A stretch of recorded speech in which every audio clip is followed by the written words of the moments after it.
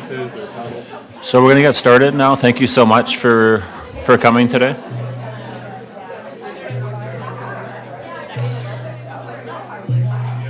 So feel free to continue to get food and take a seat. Very open environment here. I know it's cold and snowing outside. So my name is Derek Gamal Joseph.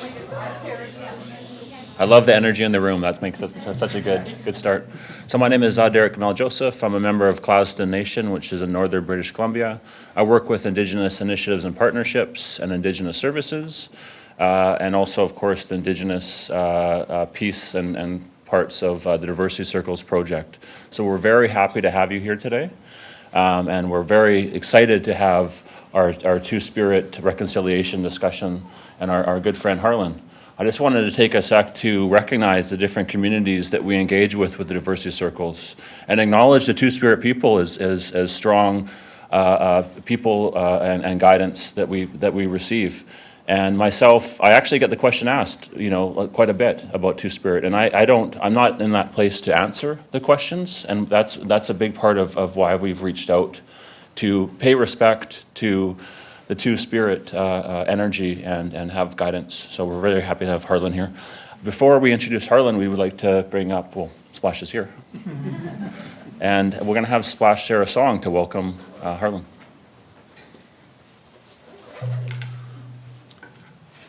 Backed up by my good friend Za.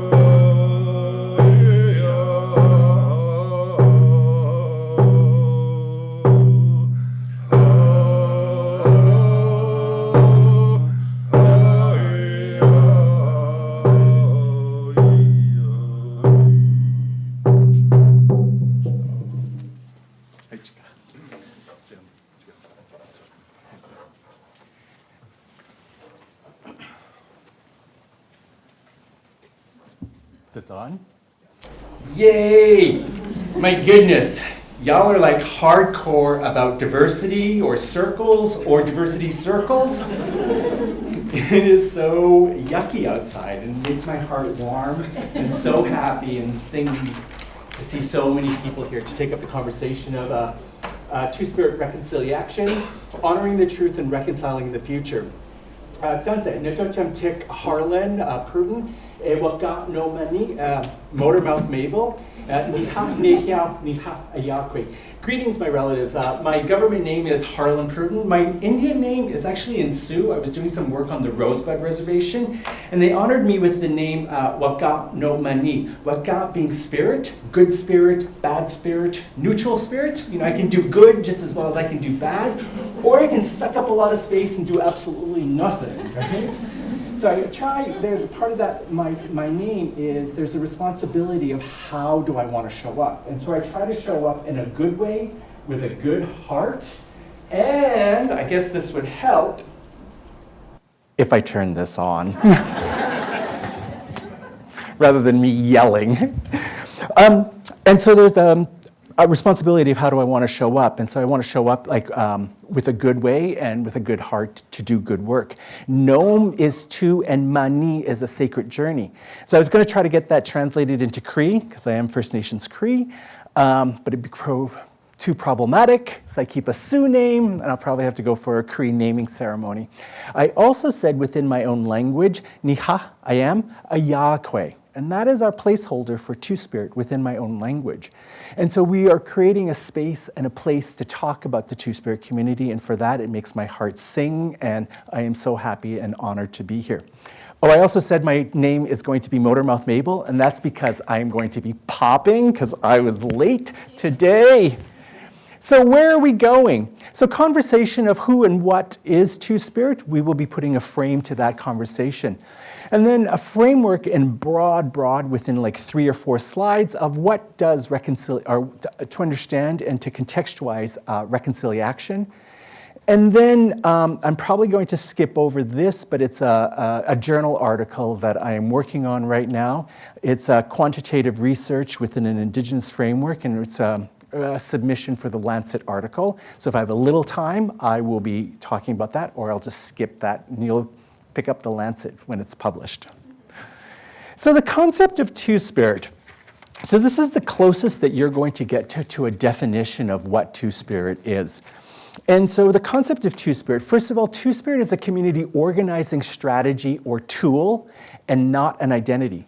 Implicit with identity is endpoint. But with Two-Spirit, it is a way for us to organize those individuals that are Indigenous to Turtle Island and who are LGBT. And so when you have the intersectionality of those two identities, then it opens up the possibility for someone to answer the call of Two-Spirit. If you're not Indigenous to Turtle Island and you are not LGBT, you cannot use the term Two-Spirit. And we have to be really clear about that. Because as a community organizer that is working with LGBT people who are Indigenous to Turtle Island, if anyone and everyone can use the term Two-Spirit, then my job as a community organizer becomes impossible, if not nonsensical. But that said, if there are teachings in this talk that resonate with you, I encourage you, and the current binary or current regime is not fitting or becoming of you, come up with your own term. And I will be there to fight and to honor and to witness and acknowledge your own term. And I hope that that would be mirrored back to us in the fighting and the honoring and the witnessing of our way of organizing around the term Two-Spirit. The term Two-Spirit doesn't make sense unless it's contextualized within an Indigenous framework and or community. And for this talk, I'm using Indigenous and Indigenous people to represent all First Nations, Inuit, and Métis people exclusively. Aboriginal people, Native people, Indian, and Indians will be used when reflected in the literature under discussion, but wherever possible, cultural-specific names will be used. Two-Spirit within a traditional setting was a gender analysis opposed to a sexual orientation analysis. Many of our nations had more than 2 genders. Some had 3, 4, 5, 6, and some nations had 7 different genders. How do we understand a world that has more than 2 genders? We'll be diving into that in a little bit. And then today, most people associate the term with LGBTQ plus Native people or Indigenous people. However, the work of Two-Spirit organizations, leaders, community members, and elders is more akin to this traditional and or this pre-contact notion or understanding around Two-Spirit. Where did Two-Spirit come from? So a little bit of the etymology of Two-Spirit. So up until contact, those nations that had a Two-Spirit tradition, we had our own words within our own languages that named, identified, and accounted for those other genders. And I modeled it at the beginning of this talk when I introduced myself. I said, nēhiyaw, I am, a Yahweh. I didn't say I was man, I didn't say I was a woman. I said that I am Two-Spirit within my own language. So we had our own words within our own languages for those traditions and nations that had a Two-Spirit tradition. Now I put 1492, because that was kind of like a big year for us, right? Here we were just rambling around on our big old continent, lost, right? And then Cece shows up. I've discovered you. I'm like, thank God, we've been lost. The real narrative, and this is also a little teaching, is your vantage point is going to give you a framework. In that the real story, or the story that we tell us, that we know to be real, is on October 1492, the Indigenous population and people of Hispaniola, that we would know as Hispaniola today, they woke up and they discovered CC on their shores. So we just met is what is our managing our own internal biases and looking for other points or other ways in which that the truth can be shone and seen. So 1492 to around 1989, 1990, the term berdache was used. Now berdache is this French word, right? There were these French missionaries that were wandering around Turtle Island, right? And they saw these individuals that were like maybe wearing a man's top and a woman's skirt. And then there were like male-assigned individuals that were hanging out and doing the work of women, and then female-assigned individuals that were hanging out and doing the work of men, right? And they were like, this doesn't fit into my rigid binary gender system.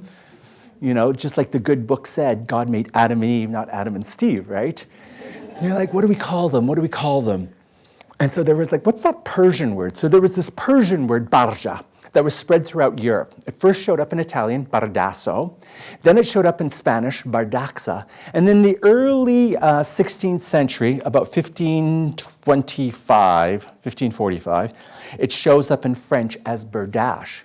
But if we go back to the Persian word barja and we look at the translation, it literally translates into a young man or boy who serves as another succubus.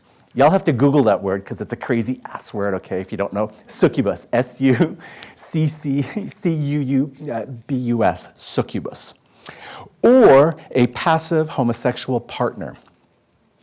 So what are they really talking about right? So on man hot sex, and we hope it's hot, right? Because it's just a waste of time when it's not, right? There is a passive bottom, and when the passive bottom is not passive, we call those power bottoms for lazy tops, right? What they were narrowly talking about, which we'd refer to in medical terms as the anal male receptive partner, i.e. the bottom. And that's what they were talking about. And so for many, many years, the term berdache was used, and literature and scholarship that was picked up by the Academy used this vernacular of berdache. But starting in 1975 with the founding of the Gay American Indians in the Bay Area by Randy Burns and Barbara Cameron, there was this consciousness that started happening.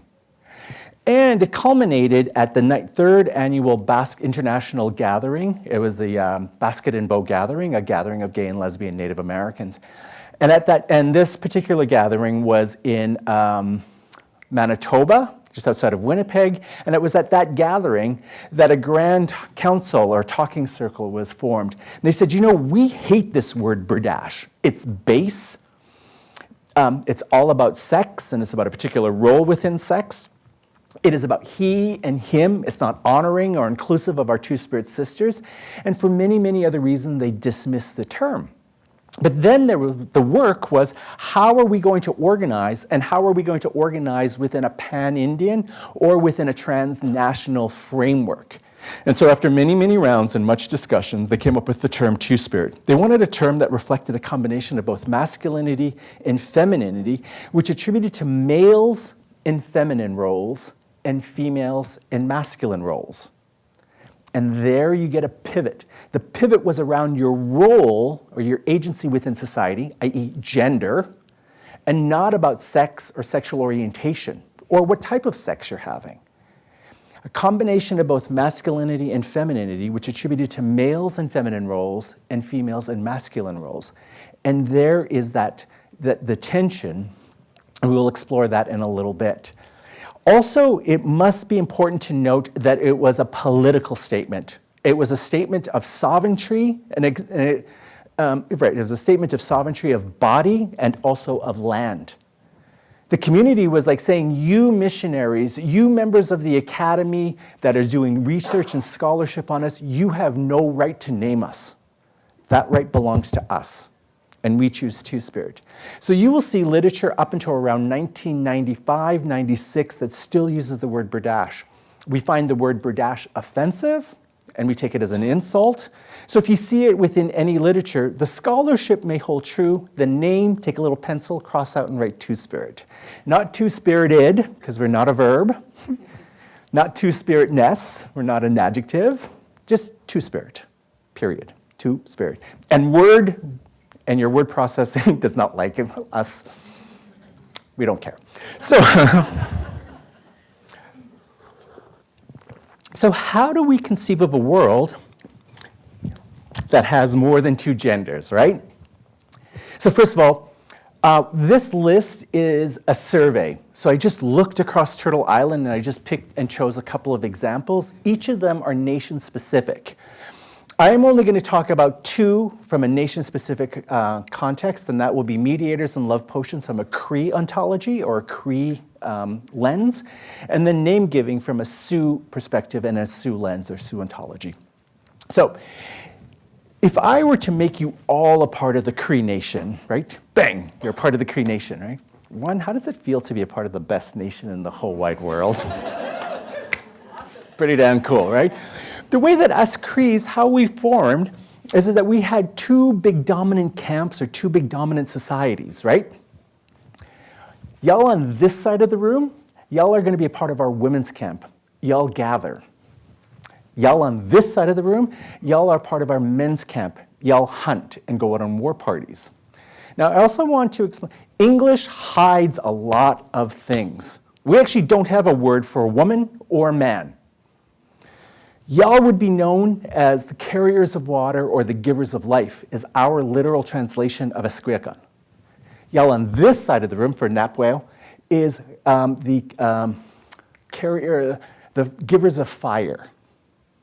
And so English is obscuring our actual translations because we don't actually have words for, and so your carriers of water and the givers of fire is about your community role. And so I just want to nuance that out a little bit, that English obscures and hides a lot of things that we just don't have words for. So back to English. Women, y'all gather, y'all hunt on this side. And the way that us Crees also worked is that a man was never allowed in a woman's camp and a woman was never allowed in a man's camp. And y'all spoke different languages. It's not true. You spoke technical languages. Technical languages around your techne of gathering, techne of hunting, right? And that'd be no different from like the technical language that I use at UBC, right?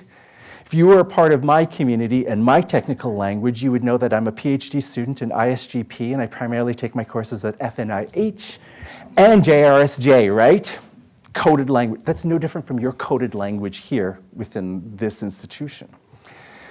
So if there was ever imbalance or disharmony or discord amongst these two dominant camps, a woman couldn't walk over to the man's camp and say, what are you silly gooses up to today, right? And a man couldn't walk over to the women's camp and say, hey, women, what's going on? What's happening, right?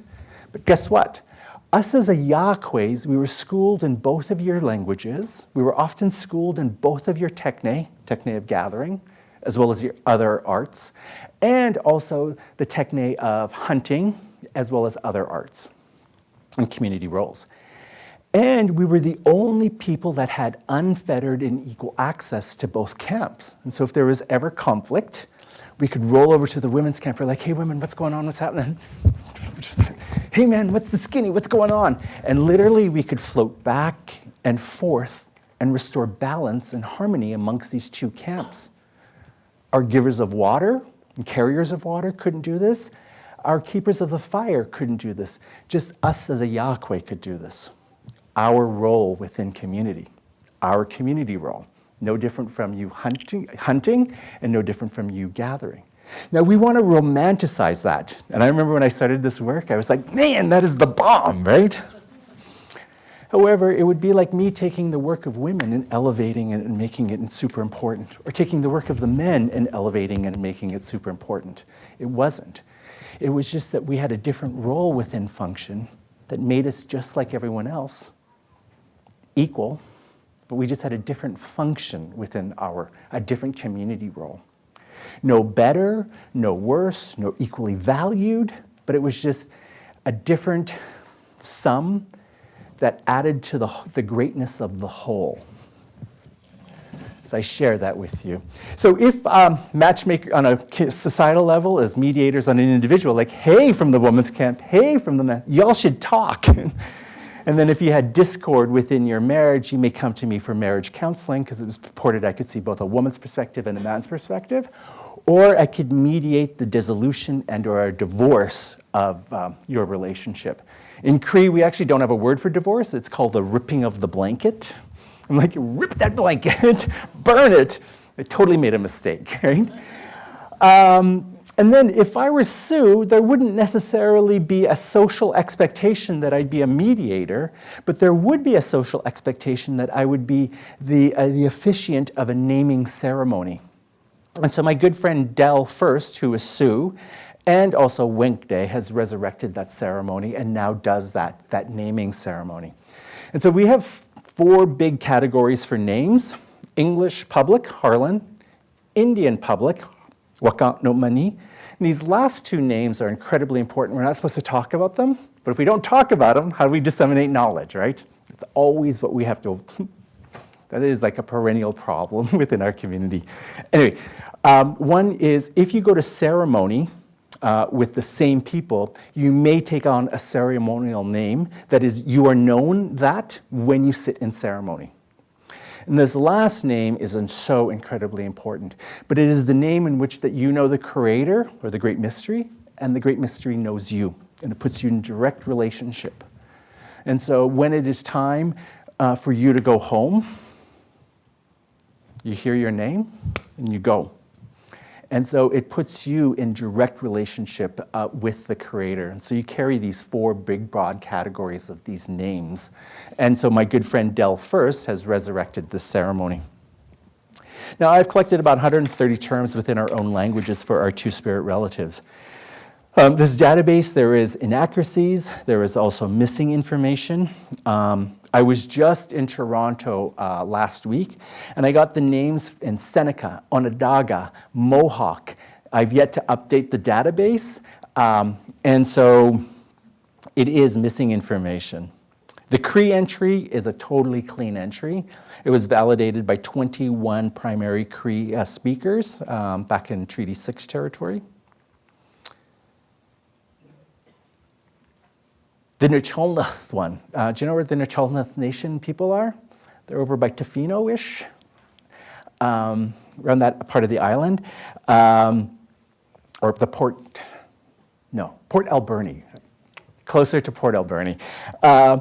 These words were just gifted to me. And I remember doing this talk not that long ago, and there was a Nūchulnūth elder that came to me, Lillian Howard, you may know her. And she came to me with tears in her eyes. And she said, you know, I wish, she goes, I never heard or seen these words. This has been about 50 years, or over 75 years since these words have been shown and used.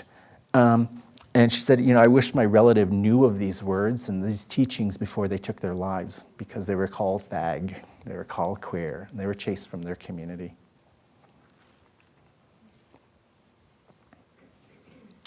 Probably about 8 weeks ago, I was gifted these words from the Gwasala, or the New Hulk Nation near Bella Coola.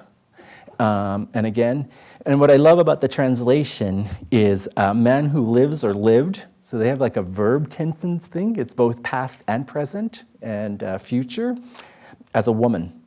And again, this word, it has been over 50 years or 75 years that this word has been used. So the Gwasala Nation is also going through a process to see if they can find other words to name an account and to signal out their Two-Spirit people. So how these words are so incredibly important. For where there's a word, there's a story. Where there's a word, there's an experience, but more importantly, experience history. Where there's a word, there's a people. So how we operationalize and use Two-Spirit, like, hey, Two-Spirit community, we're doing a powwow, right? If the individual answers that call, is male assigned and a part of the Zuni Nation, we gift them their word Lahamana. And then we offer a framework of how do we understand and contextualize what Lahamana means, and that's this talk. And then often there's this transformativeness that happens, and I've witnessed it and seen it over and over again. In absence of these words and the framework, Often our Native people think that they have to make a choice between being LGBT and an Indian. And what do? Or they're either forced from their nation because they're called a fag, a queer, a dyke, and all those other yucky words. So they think that their culture is turning their backs on them, so they turn their backs on their culture and they run off to an urban setting like Vancouver, New York, San Francisco, Toronto, and where they join the gay community. For only them to come into one of our programming and we gift them their word Lahamana and a framework to understand it. And there's the transformation that happens is that, wow, what do you mean I don't have to choose between being LGBT and being Indian? I can just be? We're like, yeah. And I've seen it over and over where people have started powwow dancing again, going back to ceremony, learning their language. And the conversation that happens is subtle but incredibly radical in that they say, what does it mean to be Lahamana? Who is Lahamana?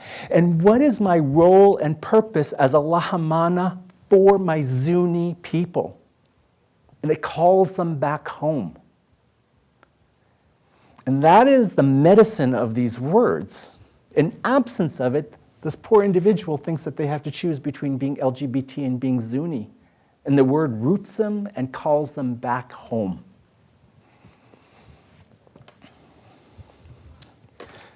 Who were some of our Two-Spirit people of long ago? So there are only about 20 known historical images of our Two-Spirit relatives. This is Wiwa from the Zuni Nation when they were an adult. This is Wiwa when they were younger. You can see all of the Zuni girls, all of the Zuni boys. Where's Wiwa in the picture? Smack dab in the middle, holding that liminal space between those two different camps. Ozawadib, or Yellowhead from the Anishinaabe Nation, male assigned. Hastinkha of the Navajo Nation, male assigned, or Nadle. This is one of the only Canadian images, and I don't know much about this image. I know that it is postcard size, so it's 6 centimeters by 9 centimeters. And the coding with it is 2 men from Moose Mountain. Moose Mountain is like Carlisle, Saskatchewan, Treaty 4 territory. You can see this individual is fully expressed as a male. Legging, tunic, axe, arrow, a war bonnet. This individual is, there's a skirt, female breastplate, a shawl, a female tunic.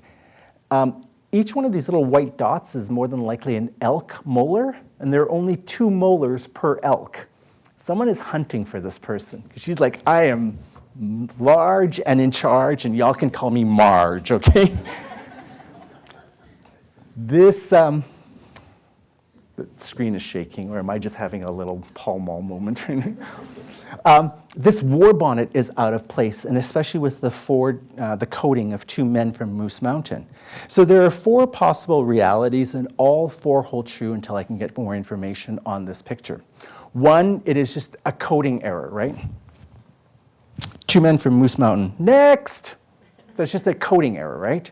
The second possibility is a fetishization, where this is a female assigned individual, and she walked in and her hair was looking like Medusa, right?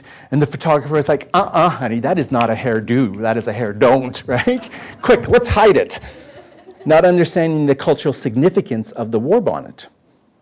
So that could be a stage, like Edward Curtis was like notorious for that. If we didn't look Indian enough, he went to his little tickle trunk and he dressed us so that we would look more Indian and then snapped a picture, and then it became a part of the archive. So fetishization. This third possibility is that it is a male assigned, female assigned, and the female assigned individual is a part of the war bonnet society, a woman's war bonnet society. So there is documentation, especially from the Sioux Nation. Y'all would know about Custer's Last Stand. It's also known as the Greasy Grass or the Battle of Little Bighorn.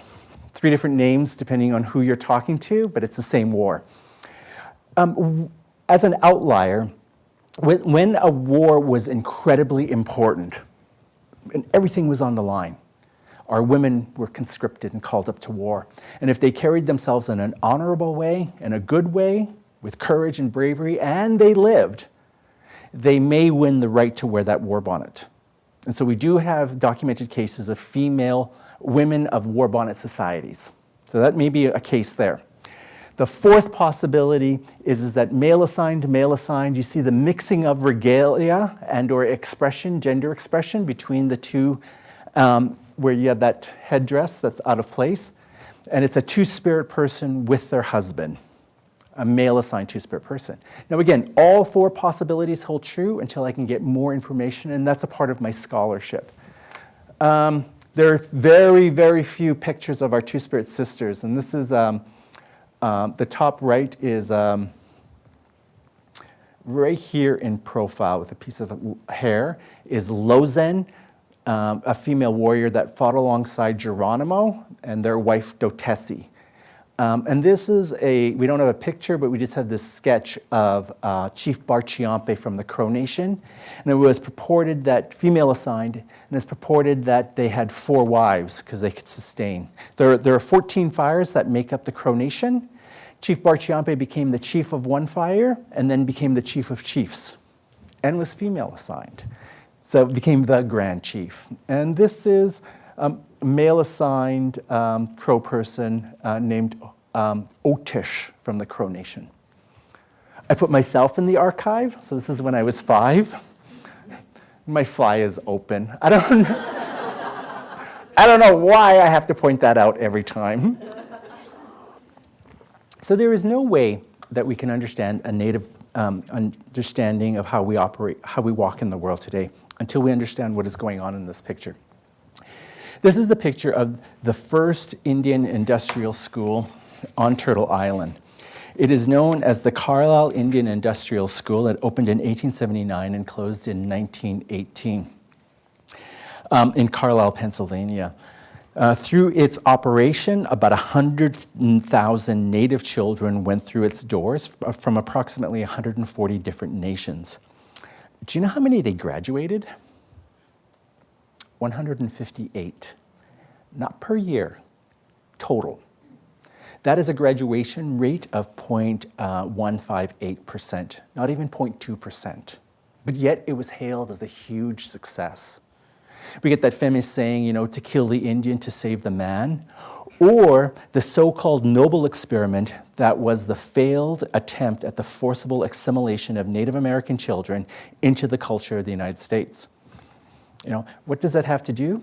Duncan Scott sent in emissaries down to Carlisle, Pennsylvania. They studied it and they replicated that system. And then the feds replicated it, and then the states also replicated it. And so there is 2 different systems, a state-run and a provincial-run and a federal-run system. What does this have to do with the Two-Spirit community? This has everything, and this has nothing to do with the Two-Spirit community. And both of those realities hold true and are not in tension. If we look at and deconstruct this picture, and the subject matter of this picture, on the top third is that all of the young men or boys have short hair and are wearing pants.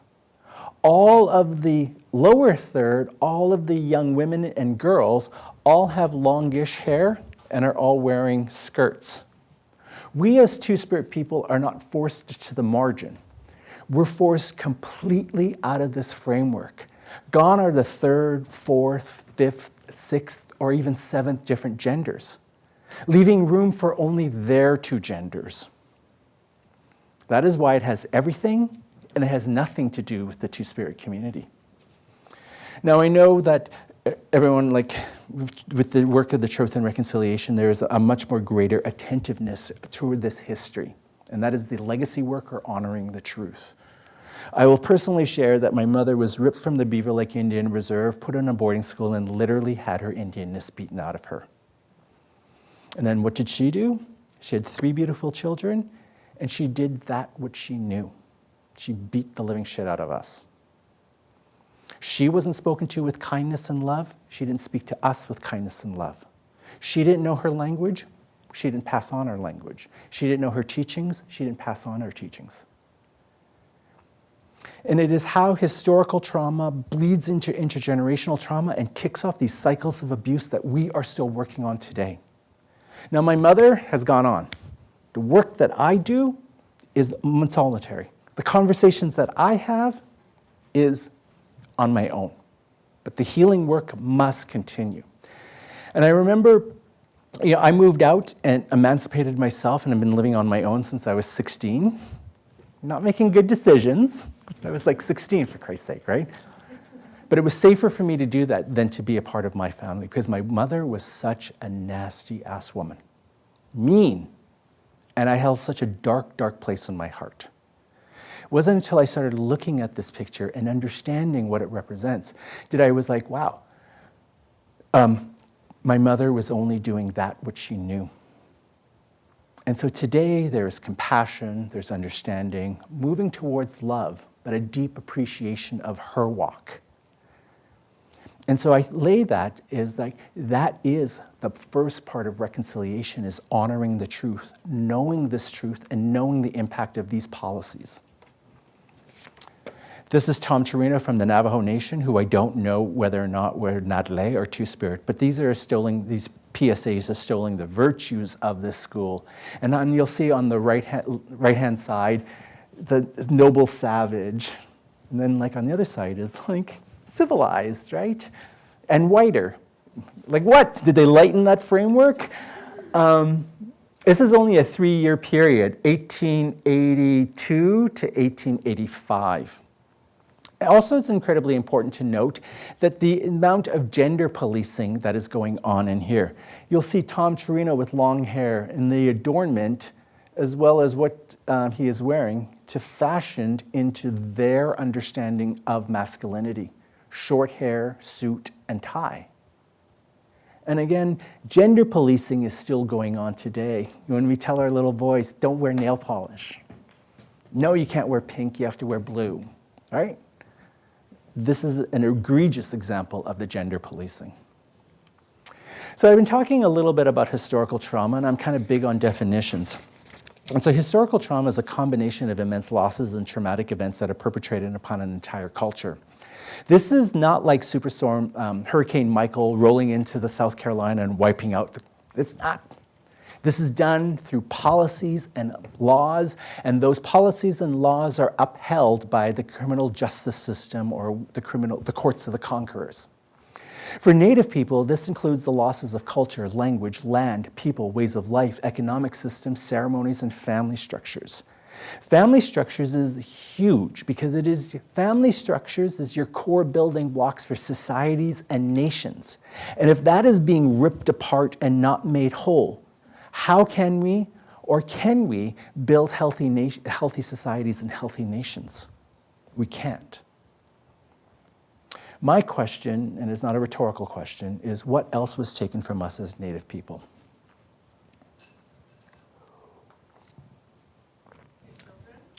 Children, but I'm looking for a specific type of child. Two-Spirit people, you're absolutely right. Our Two-Spirit people were also taken from us. But I resist the temptation of putting a separate bullet point and writing Two-Spirit. Unlike the broader LGBT queer movement that wants a separate parade or march or separate community center, separate program, and I'm not being critical, I'm observing. I know why, right? And I was a part of one of the leaders for marriage equality in New York and marriage equality US, and was a part of that fight. I get it. But the broader LGBT, non-Indigenous LGBT community is the conversations and the work is two major conversations. One is asking for new rights and new privileges, like gender-neutral washrooms within the public sphere, or asking for an expansion of a Western right or a Western privilege, like same-sex civil marriage. And that work is informed, it is theoretical, dreaming of a better tomorrow. For us within the Two-Spirit community, it is not theoretical. It is historical, based on experience. And it is integrative, not separate.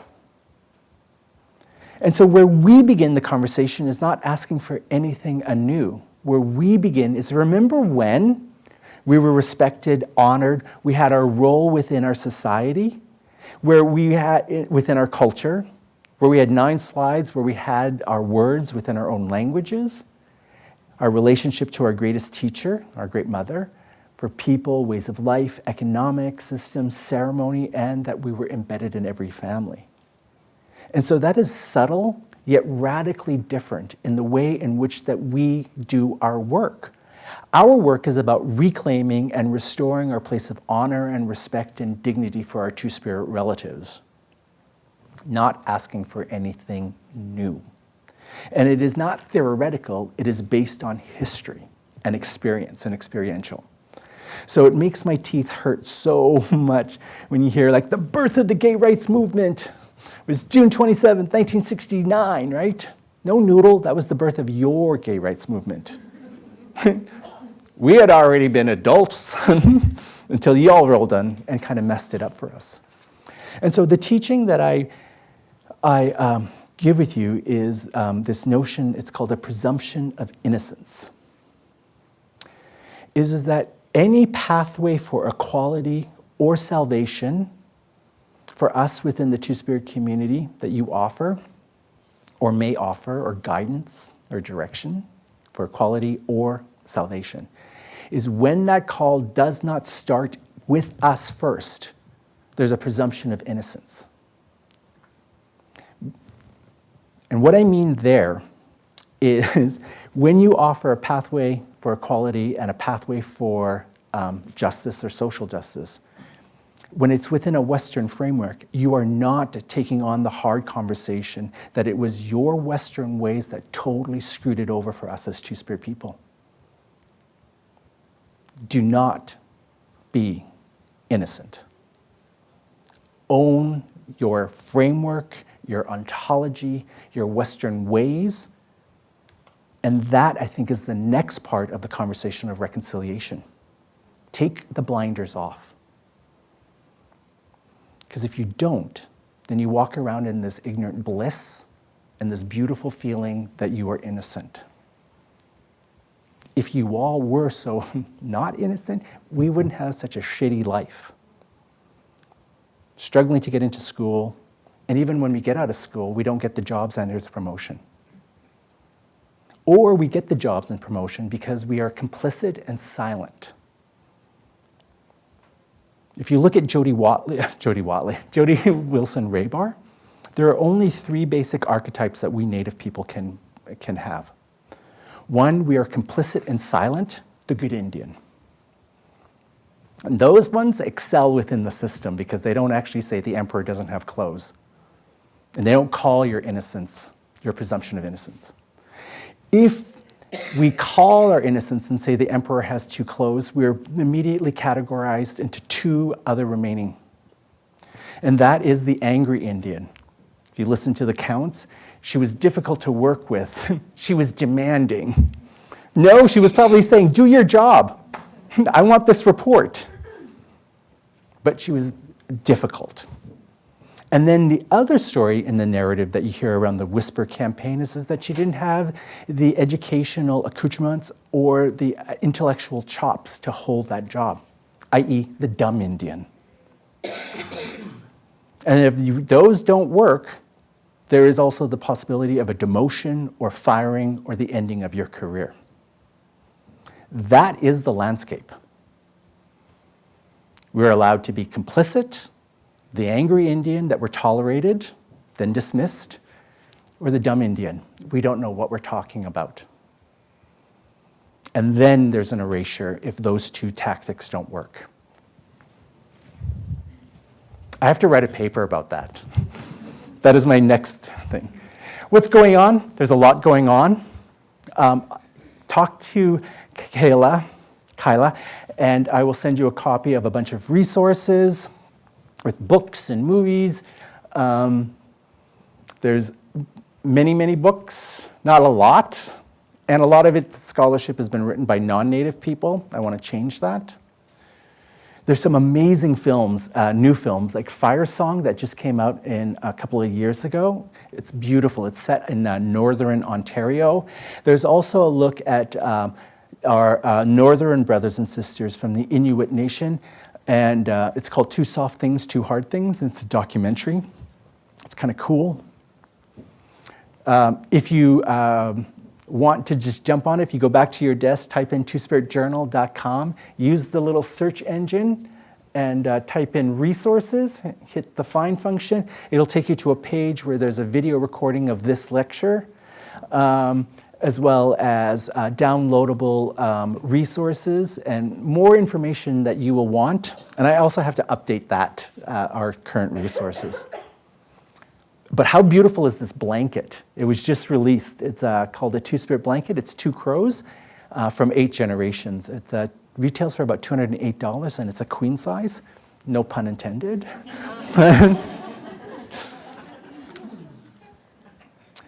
All right, so within our remaining couple of minutes, I would like to talk about truth and reconciliation.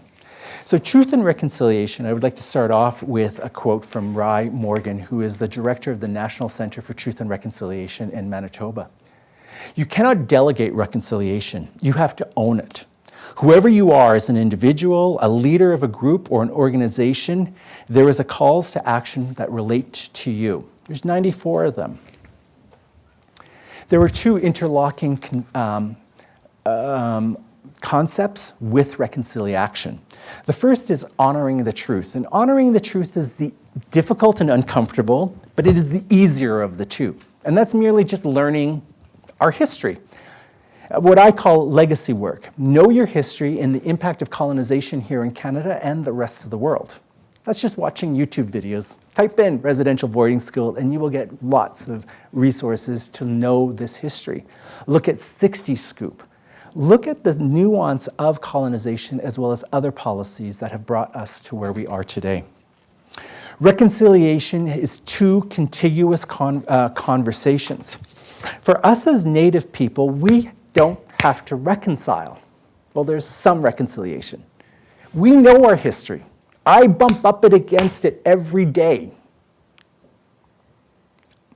My history is not history. For me and my Native people, our work for reconciliation is either to continue or to begin our healing journey that centers our indigeneity. And you hear that when I say things like the Cree Nation is the best nation in the whole wide world. I so believe that. That is reconciliation for Native people, so that they know wholeness and well-being. For non-Native people, their charge is to learn of our collective history and then to reconcile that history with today so they do not either reap the benefits directly or indirectly, or that they do not repeat this history. That is the work, and that is what reconciliation is. The work of reconciliation is incredibly difficult, and it takes a lot of lift.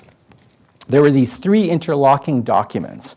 The first one is the 10 Principles of the Truth and Reconciliation. That is your foundation. Everything emanates from those 10 principles. Then we have to take that, hold all of those 10 principles, and then engage with the UNDRIP, the United Nations Declaration on Indigenous People. That provides you a foundation. The foundation, then a framework, and then using the foundation, the principles, as well as the framework of UNDRIP, is then you pick up the 94 calls to action, and they will be rooted, grounded, and supported as you engage with them. So you have to hold 94 calls to action within the framework of UNDRIP that is rooted and founded on the 10 principles. And you must keep all of those at play to form the work. Yes, it's hard. So there are many, many definitions or framings or discussions around reconciliation. Not definitions, discussions around reconciliation. And when I moved, I lived in New York for 20 years, and about 4 years ago I moved to Vancouver. Everyone was like just throwing out reconciliation. I'm like, well, what are you saying, right? And I couldn't put because every time they would use it, I was like coming up with a new way of working it, and I got really confused, right? And so for the work that I've been doing at the BC Centre for Disease Control is that we've been carrying on conversations of reconciliation. And so I've had some time as a staff member there to reflect upon this. And I'm like, why didn't Justice Murray Sinclair, why didn't he offer a definition for reconciliation? If he would have offered a definition for reconciliation, it would have landed dead on arrival. Reconciliation is going to look something for you different than from you. Reconciliation is going to look something completely different within BCIT and within your departments. And also, reconciliation is going to look something at UBC or BCCDC or within the education system. So to think that there is one way of doing reconciliation is wrong. And if to offer a definition means that it becomes nonsensical. So what my good friend Jessica, our team lead, is that we just looked at all of the writings and we decided to come up with our own framework to understand reconciliation. First of all, we added the C for reconciliation. There is a sense of agency, that you cannot think your way out of reconciliation. Reconciliation, why we are in the place that we've done is through policies and laws, action. It's going to take action for us to get out. Reconciliation is simply the intentional, reflective, communal self-examination of our ongoing action or journey as we chart a new way forward together. So you're like, wait a minute, Harlan, what the heck are you saying, right? So let's just break it down. Again, reconciliation, agency. It is simple. It is a rewriting of our relationships. One in which that colonizers do not think that their shit doesn't stink and that you are better than us. There's a meeting that is built on of respect and honor, and it is a meeting of same. One day it may even be a meeting where there is deep love. So it is simple, a rewriting of our relations. It is intentional. It's going to take a lot of thought and deep thought. It is reflective. Y'all are going to mess up.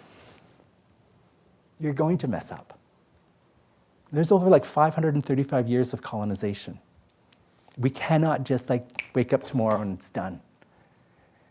When you mess up, a mistake is only a mistake when you don't use it as a learning opportunity.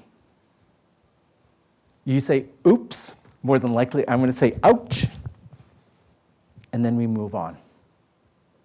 But you've learned how to modify your behavior or to modify your thoughts and your actions. And it is communal self-examination. And this is like, kind of like intention to the 19th century liberalism, where this is a native concept of communal self-examination. And basically what it is, I'm trying to convey within that is that what's good for me is good for us. And what is good for us is good for me. Communal self-examination. We must think of it as both, not one or separate or at tension. For our ongoing action, there is agency, or journey, that's a native concept, as we chart a new way forward together. We have no idea where this is going. But the way it has been going is not sustainable for us as Native people. It must change. And so we offer this framework to help you with that work. And I know that if we all go there and where we are going, if we all get there together and we still love and admire and respect one another, it will be the right place. I know that for true. This is some research, yada, yada, yada more. It is heavy, quantitative. This is a concept of rewriting our relations. The research, what forms the foundation for is a fulfillment of the 18th, 19th, and the 20th calls to action of recognizing and implementing healthcare rights for Aboriginal people, measurable goals to identify and closing the gaps within our health outcomes, and distinct health needs of Métis, Inuit, and off-reservation Aboriginal people. If I had time to show you, it answers those and provides a response. All of your work, all of your strategic plans should have a corresponding calls to action. And if it doesn't, ask yourself why it doesn't. And if you cannot find a corresponding calls to action for your strategic plans or your work plans or your workflow, ask yourself, what am I doing? And so this other concept that I have is this rewriting. So of our relations. Right, R-I-G-H-T, make good again or correct. Write policies, programs, work plans, an actual physical writing. And it's read as writing with a W, or rewriting it, and literally overlapping it and rewriting your laws, your policies, your work plans. And so it's read on multiple levels, and so I just want to deconstruct that for you all. References, I used to be able just to say my granny told me. Now I have to say this. How we say a formal thank you in Cree is Ginona skumptinina wawa, and the closest expression that we have to goodbye is examaga. And I say that it's the closest thing because we actually don't have a word for goodbye. Like unlike in English, the severing of ties, goodbye, right? Examaga has two translations. It literally translates into that's it for now, the A is important. But a closer translation is that now that our paths have crossed, they're forever intertwined, and they will cross again, either in this life or in some other life. So I look forward to the next time our paths cross. And it is with the greatest honor and humility that I say, Ginona skumptinina wawa examaga. Hai hai.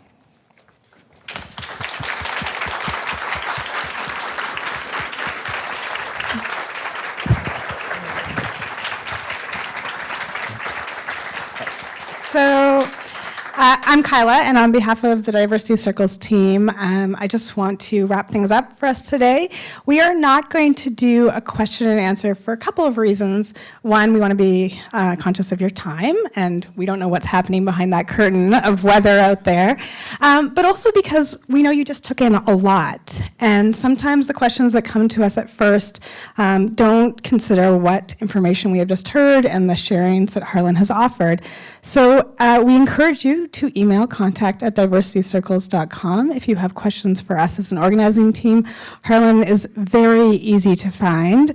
In fact, I found him very easily and got him to join the Vancouver Public Library Board, and we had the chance to work together there. Miss you. Thank you. And so I just wanted to say personally thank you to Harlan. I've had many opportunities to sit with Harlan in these kinds of conversations. And from my own personal tradition, which is that of being Jewish, I can say that the teachings I have around asking questions and exploring more learning are ones that I see in Harlan, and I'm encouraged to do so every time I'm around him. So thank you, Harlan, and thank you to all of you and to BCIT for providing space for these conversations to happen and to continue happening. So thank you very much. Safe travels.